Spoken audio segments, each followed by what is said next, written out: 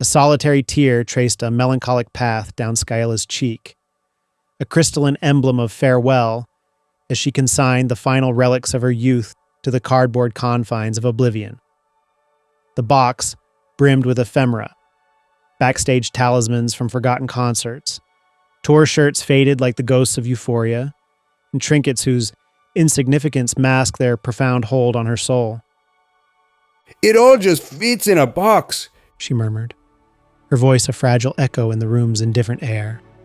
"All of it, my entire life." With a sleeve drawn from her hoodie, a garment worn like armor against the world's banal cruelties, she dabbed at her nose, the gesture both defiant and defeated. Mom, I'm all packed."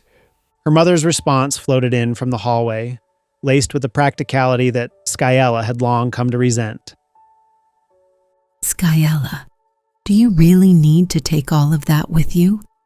You know your father's house is so tiny. "Oh, Mom, of course I need it all. It's my life." No soul seemed to fathom the depths of Schuyella essence, least of all her progenitors. They were decent folk, their affections earnest if imperfect, yet the schism of divorce had carved wounds into her spirit. Poetic lacerations that manifested in thrift store jackets, solitary reveries pregnant with profundity, and the subtle arsenal of eye rolls and sighs, each a semaphore of her perpetual discontent. Fine, Ella. Give your stepfather a hand and take this stuff down to the car. Schuyella acquiesced with alacrity. It was the penultimate rite before her rebirth. The Pacific Northwest enveloped her like a shroud of verdant melancholy, a stark antithesis to the arid desolation of her desert origins. Yet in the chill mist and perpetual gloom, Schuyella discovered a kindred spirit, the overcast skies mirroring the tempests roiling within her breast. Her metamorphosis commenced with merciless abruptness. School beckoned the very next dawn. Clad in her cherished ironic hoodie, ears ensconced in white plastic buds that piped the anthems of hipster emo, those sonic bombs assuring her that somewhere, amid the cosmos's vast indifference, another misfit shared her exquisite alienation. She navigated the corridors, a specter adrift. At lunch, she claimed a solitary table, her gaze lost in the pallid emerald expanse of the forest beyond the window. A murmur pierced her fortress of sorrow. "Excuse me." Startled, she yanked the earbuds free, confronting the intruder with a blend of vexation and unintended vulnerability. "What? I mean, can I help you?" The interruption rankled, yet upon beholding the stranger's visage, a countenance etched with enigmatic allure, her ire dissolved into captivation. "I could smell you from across the room." The young man averted his gaze, his words lingering like an unsolved riddle. Is that some sort of pickup line? I don't smell. Bewilderment gripped her, yet an inexorable fascination rooted her in place. "There, from across the room, I could smell you. I don't even know why I'm telling you this. You'd never understand." His eyes flickered with an unearthly green, and he vanished as swiftly as a shadow fleeing dawn. "Hey, wait!" Her cry echoed futilely against the slamming cafeteria door.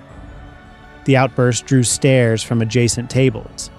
Schuyella shrank into her seat, fumbling with the earbud's minuscule L and R, those cryptic sigils amplifying the world's myriad irritations. "So I see you've met Briward," intoned a congenial yet alien voice as its owner settled across from her. "He's dreamy, isn't he? Don't even think about it, though. He's different." "What do you mean, different?" Such direct discourse with a stranger might ordinarily unsettle her, but curiosity regarding Briward ignited an unaccustomed audacity. "He's part of the Culligan family. They adopted him young. They're like the Partridge family, only darker." "Like musicians? I'm a musician. Played guitar for years, but recently picked up the bass," Schuyella confessed, veiling her vulnerability behind a curtain of bangs. "No, Schuyella. not just normal musicians. I warn you, stay away from Briward. Just trust me. The girl's expression hardened, her sincerity a blade unsheathed. How do you know my name? Everyone knows you, Schuyella. You're the new flavor of the week. A smile cracked her facade, jealousy glinting like fractured glass. I hope we have a class together. Next time, lunch with us so you don't sit alone. She gestured toward her coterie before rising. Sometimes I prefer to be alone, but thank you. Schuyela's eyes drifted back to the forest, where enigmas proliferated. What shadows concealed Briward's difference? Why the admonition? As queries amassed like storm clouds, her vision fixed upon a colossal tree, its moss-clad trunk ascending into the haze.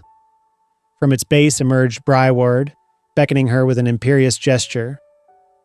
She rubbed her eyes, dispelling illusion's veil. No apparition. This was summons. Hastily gathering her tomes, she bolted for the exit. Briward awaited beyond the threshold. How did you get over here so fast? She demanded. There are things about me, Ella. Things you wouldn't understand. Again he evaded her gaze, his profile a study in tormented elegance. Talk to me, Briward. Make me understand. Her plea hung in the air, raw and insistent. Schuyella, do you like music? His eyes locked onto hers, delving into the recesses of her psyche, emerald luminescence intensifying.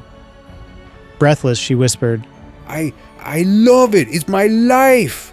Make music with me. Make my creative juices flow, Ella. Unblinking, his gaze held her captive. She swallowed, nodding assent. Here, give me your hand. He extended his palm. She placed hers within, a frisson cascading through her frame, buckling her knees.